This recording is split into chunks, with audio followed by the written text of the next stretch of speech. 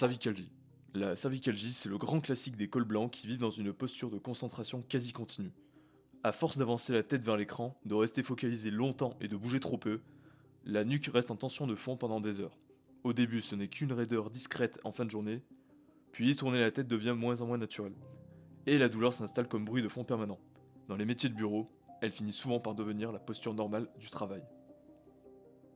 Lombalgie. La lombalgie est probablement le trouble musculo-squelettique le plus connu de chez ceux qui passent leurs journées assis. Le bassin bouge moins, le bas du dos encaisse et les lombaires perdent leur capacité à répartir intelligemment les contraintes. Plus les heures s'enchaînent, plus la douleur revient tôt, parfois au simple moment de se lever. Le piège, c'est que le bureau ne donne pas l'impression de forcer, alors qu'il use le dos par immobilité prolongée. C'est une douleur lente, cumulative, presque administrative dans sa manière de s'installer. Syndrome du canal carpien. Le syndrome du canal carpien apparaît quand le nerf médian est comprimé au niveau du poignet. Dans les métiers de bureau, le problème ne vient pas forcément de gros efforts, mais plutôt de gestes répétés, très précis, faits pendant des heures avec une main presque toujours dans la même position. Au début, ça se manifeste souvent par des picotements, des fourmillements et un engourdissement. Puis avec le temps, la main peut perdre en force, en précision et donc en fiabilité. Et à partir de là, ce n'est plus une gêne locale, c'est votre principal outil de travail qui commence à répondre moins bien et à vous pénaliser dans votre travail de tous les jours. Sécheresse oculaire. La sécheresse oculaire accompagne très souvent le travail sur écran prolongé. Devant une tâche cognitive dense, on cligne moins des yeux. Le film lacrymal se dérègle et l'œil devient plus sec et plus irritable. On ressent alors des picotements, une sensation de brûlure et parfois une envie constante de se rapprocher davantage de l'écran. Le problème paraît purement visuel, mais il contamine vite le reste. On fronce davantage le regard, on avance la tête, puis on crispe la nuque. C'est ainsi que l'œil finit par rentrer dans la logique du surmenage postural. Douleur des trapèzes. Les douleurs des trapèzes sont presque la signature silencieuse du travail de bureau moderne. Sous stress, en concentration prolongée, les épaules montent légèrement et restent dans une contraction quasi continue. Cette tension paraît minime à chaque instant, mais elle dure parfois toute la journée. La douleur devient alors diffuse, lourde, comme si toute la zone cou-épaule se densifiait peu à peu.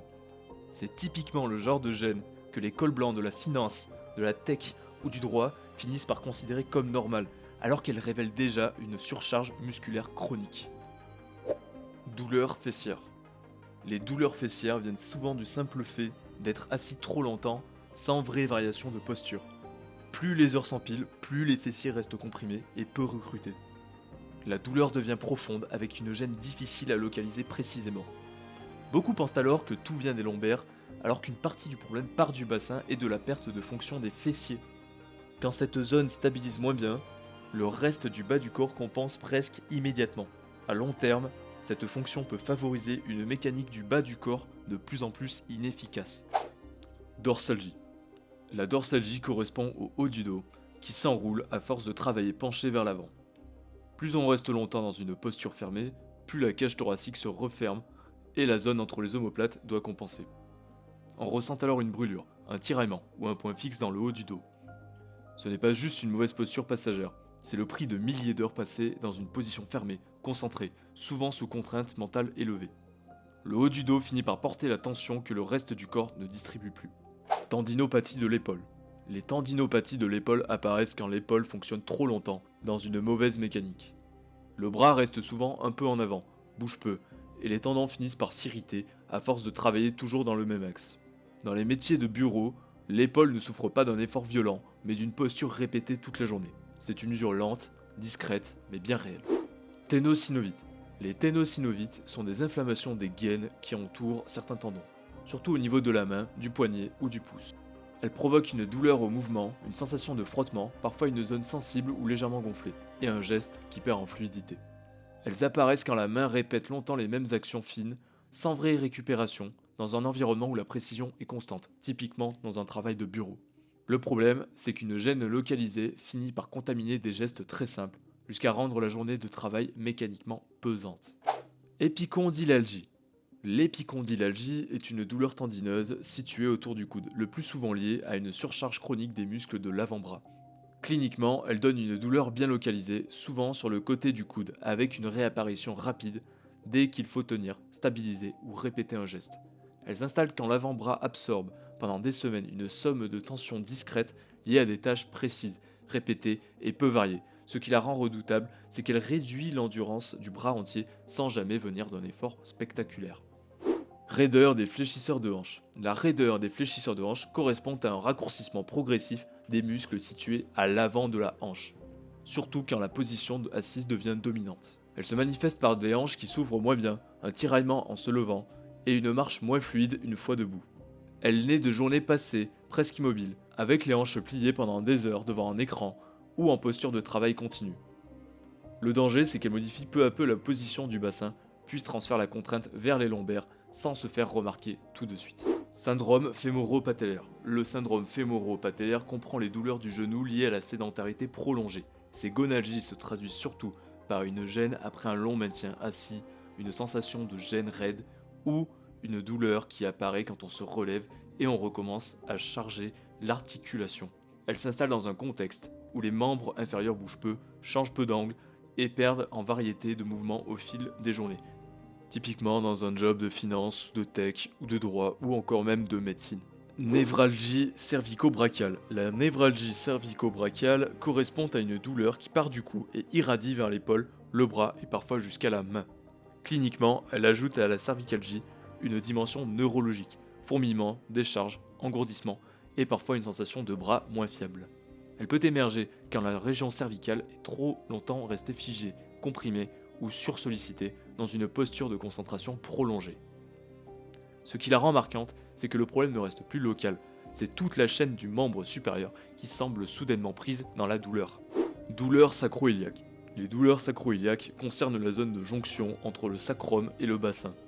Elles donnent une douleur basse, souvent d'un seul côté, volontiers ressentie près de la fesse ou juste au-dessus, avec une impression de blocage ou d'appui asymétrique. Elles peuvent être entretenues par une position assise prolongée, un bassin peu mobile et des compensations répétées dans toute la région lombo-pelvienne. Le problème, c'est qu'on les prend facilement pour une lombalgie classique alors que la mécanique en cause est plus basse et plus fine. Syndrome du tunnel cubital. Le syndrome du tunnel cubital correspond à une compression du nerf ulnaire au niveau du coude. Il provoque surtout des fourmillements dans l'annulaire et l'auriculaire, une gêne au coude et parfois une faiblesse de la main ou une maladresse sur les gestes fins. Il peut être favorisé par des positions prolongées avec le coude plié ou appuyé, ce qui n'est pas rare lors de longues heures passées assis et concentré. Là encore, le piège est neurologique, on ne sent pas seulement une douleur, on sent que la commande de la main devient moins nette. Tendinopathie de la coiffe des rotateurs.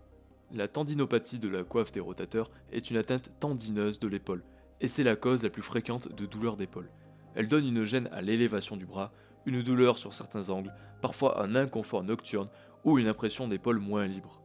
Elle se favorise quand l'épaule travaille longtemps en avant, avec peu de variations et une mécanique répétitive médiocre. C'est une atteinte typique de l'usure lente. Rien de spectaculaire, mais une articulation qui devient progressivement moins tolérante. Ténosynovite de De Kervin.